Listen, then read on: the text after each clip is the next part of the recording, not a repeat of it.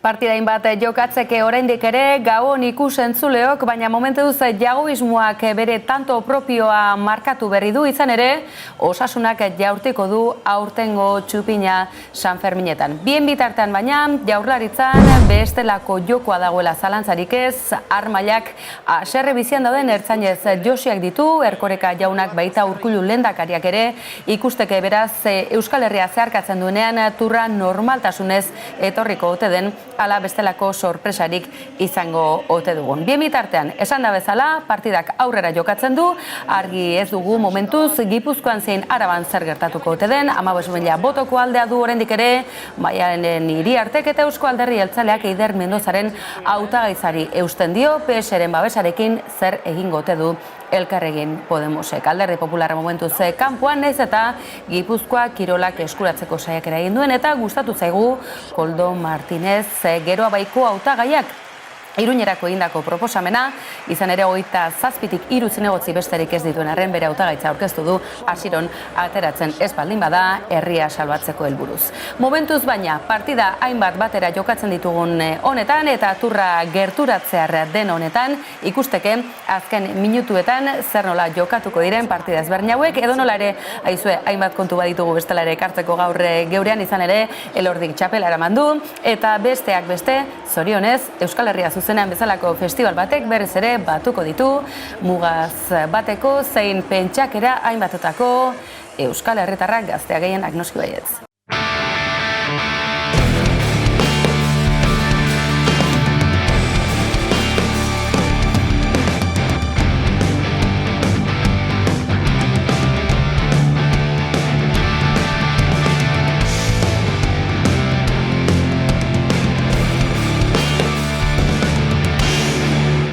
Edo nola ere, kazetaritzaz erabakigunez karguak aste honetan jakin dugu lekuko aldaketa dela berria taldean eta zuzendari berria dugula.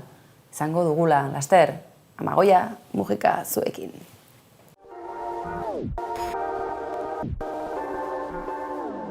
Eguneratzen jungea beti izan ditugu prozesu asko etxontan eta prozesu hori esker beti urrats bat egin dugu gora, ez? Eta orain iruditu zaigu 20 urte hauekin, importantea dela orain urrats handi bat egitea, une aldi konplexu batean bizi gaialako eta aldi konplexu hau ulertzeko inoiz baino importanteagoa dalako kazetaritza egitea, ez edozein modutako kazetaritza, baizik eta jendearen gertu egongo den kazetaritza bat, Euskal Herria mundua ulertzeko tresnak emango dituen kazetaritza bat, eta horrez aparte begirada propioa izango duen kazetaritza bat, ez? Eta gu hortan gaur egungo erronkei erantzuteko begirada propio hori nahi dugu baliatu, izan feminismoaren begirada, edo ingurumenaren begirada, edo gutxituen eta hitzik ez dakaten begirada, ez?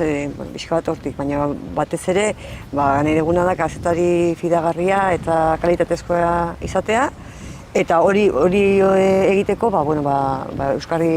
euskarriak hobetuko ditugu, eta beste dinamika batzuk ere egingo ditugu, eta... Berren urtetan, ia ez dira aldatu egunkariak. Da pareta pintatzea bezala, pintura eta brotxa. Gero rodillo esmatu zuten, baina oinarrian goza berbera da.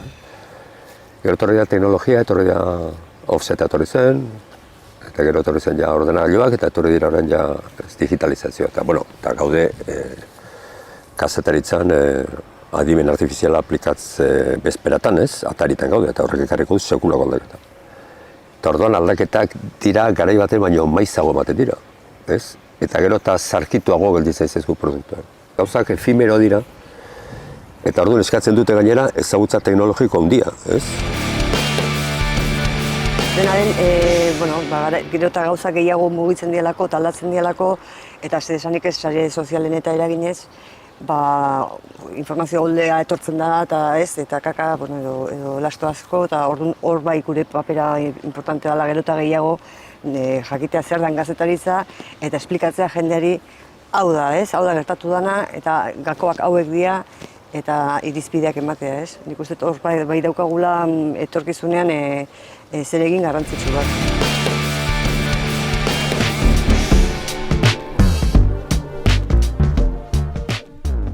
Bueno, azteko, zera digitala ere bat aldatuko dugu, eta Euskarri digitala berria izango da, eta bai webgunean eta bai aplikazioetan, eta diferentzia handia nabarituko da, navegatzeko orduan ere bai.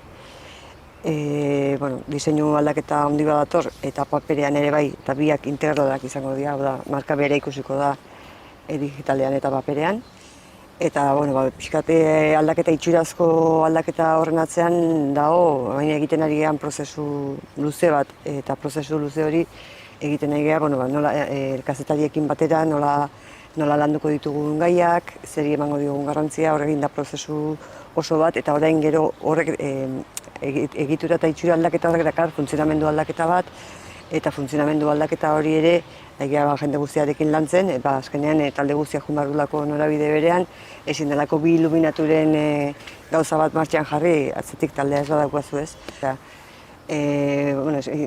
Xetasunetan gehiagiz hartu gabe, baina egunero eskainiko dugu zerbait propioa izango dana, egunero izango ditugu gure gaioik, aipatu ditugun gaioietan zerbait ematekoa, egunero eukiko du irakurleak personalizatzeko aukera beak nahi ditun gaiak hobeto irakurtzeko, egunero emango ditugu albisteak, eguneroko albisteak jarraian jendeak ere leku batean ikusteko zer pasadan egun hortan ibili gabe batetik eta bestetik, hori aurreratu dezakeguna ez, baina gauza askoz gehiago izango dira. Guretzate komunidadea ezinbestekoa da, ez? Eta, komunidade horri eskerra gaude hemen, orduan importantea iruditzen zaigu jakitea zer pentsatzen duten, zer nahi duten, eta hor bide bat hasi dugu, baina bai dauzkagu, asmoa daukagu, udazkenetik aurrera beste bide batzuk martxan jartzeko ekitaldiak diela, edo beste hainbat gauza diela, eta feedback hori mantentzeko bideak zabalduko ditugu. Beti eduki behar tensio bat gure buruarekin, pentsatu irakurleengan, hori ariketa interesgarria da, eta Amagoiak oso ondo esan duzela, haien gandik gertu egon, eta pixkat usai hartu zer nahiko duten, zer jaso duten ez. Baina beti ere gure lerro editorial zabal horren barruan. Kazetaritzaren beharra, herritarren babesa, egunkaria eta berria proiektuen ibilbidearen lekuko, ondotxo ezagutzen du erredakzioa barrutik, kazetaritza oroar, digitalizazioan iraultza betean dator lekuko aldaketa hau. Maider Galardi, nola ikusten duzu? Zein da sensazioa? Barruan, inguruko azal kapa ezberdinetan, nola bizi duzue? Ni oso pozik. Nago Amagoia izango delako zuzendaria. Botere egunetan dauden emakumeia gehienek bezala asko borrokatu beharko du, baina argi erakutsi du urte hauetan borrokalaria dela bere tokia egiten dula, kazetaritza feminista egiten dula eta berdintasun politikak redakzioan jartzeko gai dela. Eta ez hori bakarrik, hori ja berme bat da, ez? Baina kazetari bezala nik ere asko miresten duten persona bat da. Ni lehenbizi sartu nintzen praktiketan Maite Asensiorekin pila bat ikasi nun, eta gero edukin nun lehenbiziko lana edo lehenbiziko ordezkapena berrian izan zen Mundua sailean, Kristina zan sailburua eta asko ikasi nun, eta lankide edo sailean Amagoia. Eta Amagoiak askotan repasatzen zizkian testuak gaueko 9:00 ze Munduako saila arratsaldez edo arratsalde gauez lan egiten du Mundua sailak, eta goatzen naiz egun baten hasi berri, esan ziala, ja ikasi ezu ondo idazten, baino kolorea falta zaizu, ez? Eta nik uste eta Amagoia izan zala, lehenbiziko persona edo Amagoiaren hitzoien bidez saiatu nintzala ni, estilo propio, beti ere ezin da kazetaritzan estilo propio eduki, baino estilo propio hori bilatzeko saiak eran, eta beti, recuerdo berezia edo zea badiot konversazio horri, eta gerora, beste 1000 saltxetan egon gara elkarrekin berria barruan, orain nik kanpotik eta bera zuzendari, Amagoia hemendik zein da kamera? Amagoia ez ikusiko, baina hemendik 2 urte eta gordeia zutokitxo bat redakzioan. Kaixo lagunak, mobiliza gaitezen, ekainaren 10ean, danok Iruñara, partidu garrantzitsua daukagu.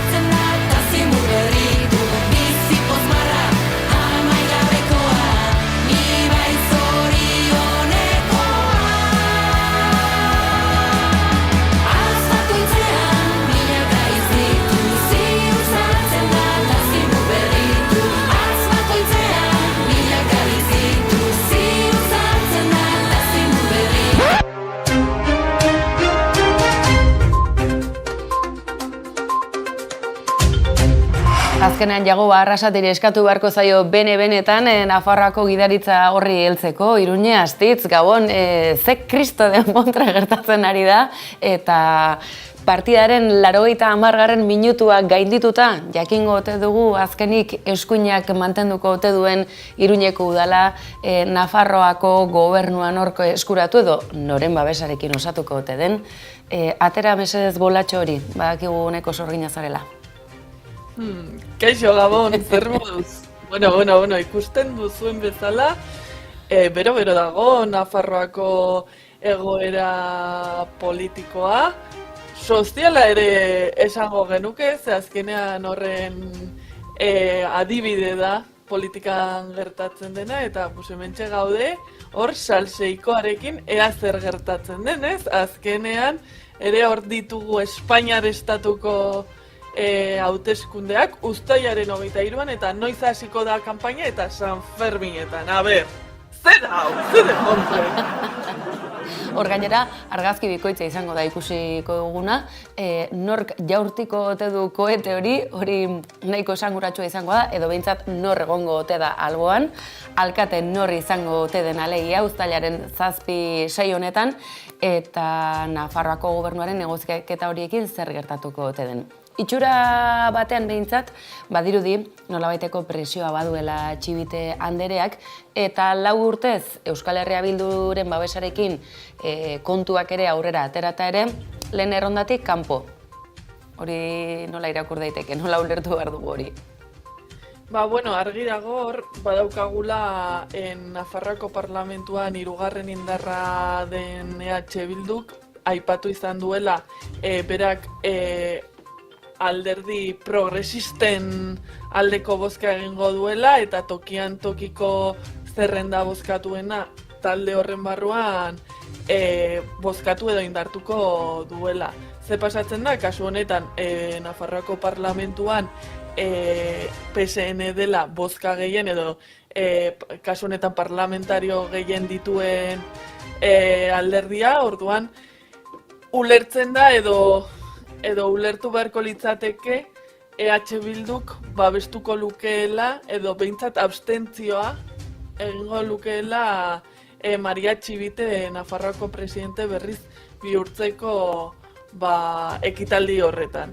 Egia da ere hor, nik uste dut askok ziurtzat ematzen dutela, baina gauza bat da lehendakari kasu honetan presidente, Nafarroako presidentea izendatzea berriz Maria Txibite, eta beste bat da agintean mantentzea, ze izan ere, EH Bilduren bozkak beharko ditu, geroa bai Kontigo Zurekin eta PSN berak bozkekin neurriak eta onartzen diren legeak eta aurrera ateratzeko.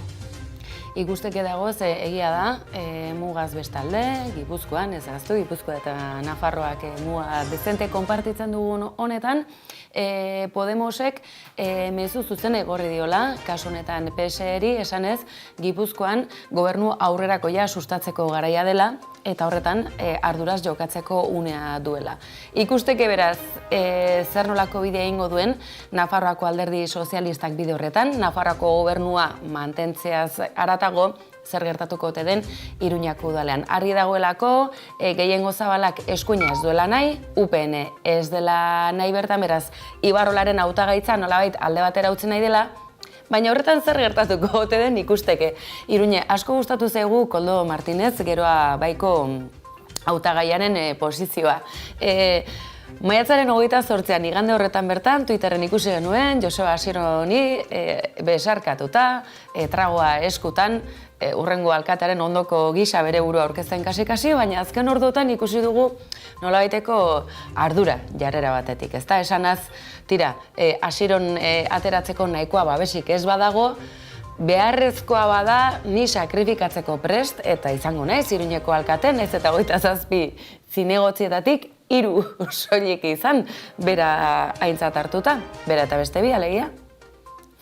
Hori da, bai, niri grazia egiten dit. Hasteko irudi horrekin batera nik hor buruan dudana da zer izan zen lehenago, match, Asironen kanpainako bideoarengatik, edo WhatsAppa. Gogoratu dezagun Koldoren kanpainako bideo hori. Gogoratuko ditugu Iruñe, batetik matcha dugu.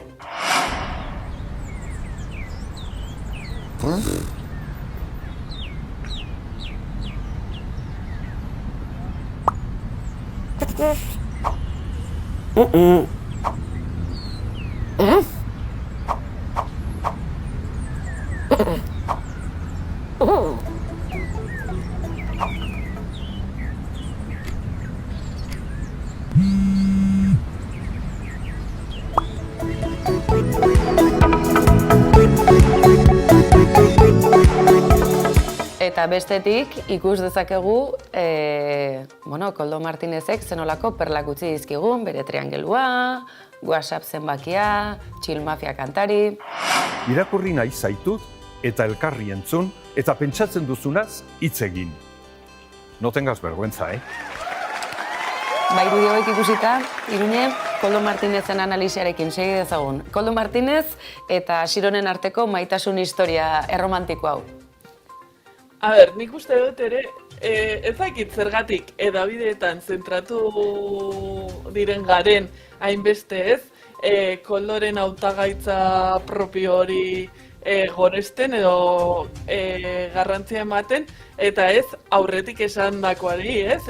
Babesa emango diola Asironi kasu honetan, EH Bilduri, eta ez duela babestuko Elmasaizek egiten zuen planteamendua, ez? Elmasaiz bere burua alkatetzarako proposatzen zuen, eta horregatik hauteskunde eguna eta ondoren bai Koldo Martinezekin, hau da, geroa bairekin eta Contigo zurekin, kotxe mamable honekin elkartzeko asmoa agertu zuen, eta orain, niretzat logikoa denez, ez? Geroa baik, kasu honetan gorpuztuta Koldo Martinezen irudian, esan du ez duela bideo horri eutxiko. Baina egia da, hemen adostasun batetara heldu behar baldin gara, bere burua aurkeztu duela. Baina ez dakit, iruditzen zait pixkat, egiten duela ironikoki, aunque agian berak oso serio egiten du, baina niretzat da pixkat egiten duela kontramemea ez Elmasaizek Twitterren partekatu zuen, ez? Nola EH Bilduk dituen ez dakitzen bat bozka, baina gero biltzen badituzu PSN geroa bai eta Contigo zurekineko bozkak, ez dakitzen bat 1000 gehiago diren, baina eserlekutan zinegotzietan ez da hori ikusten. Orduan da, pixkat memea. Baina, Bukatzeko, Iruñe, gustatu zait eta sare sozialetan ikertzen zaituztet gure analistak platora ekarri horretik, aritzen naiz begira, sare sozialetan zer eman dioten atsegin dut, zer bertsiotu duten, zerk erakarri dien arreta, eta kasu honetan bukatzeko musika pixka bat, Iruñe, konta iguzu.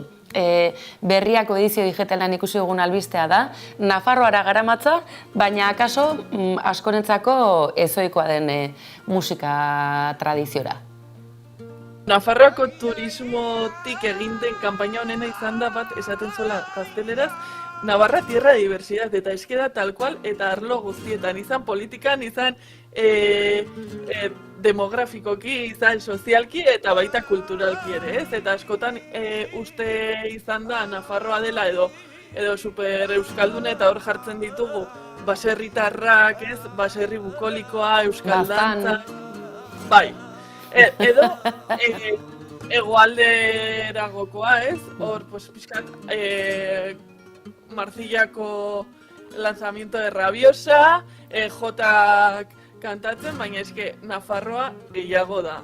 Oso anitza da, eta horren erakusgarri daukagu ikertu biak berrian egindako elkarrizketa. Nori, Jose Jimenez edo Tio Selin deitzen diotenari, bera Gazkaloko lehendakaria da eta flamenko abeslaria. Ez dakiten ikusentzu lehendako Gazkalo da, ea ongi esaten dudan, Nafarroako Ijitoen Federazioa.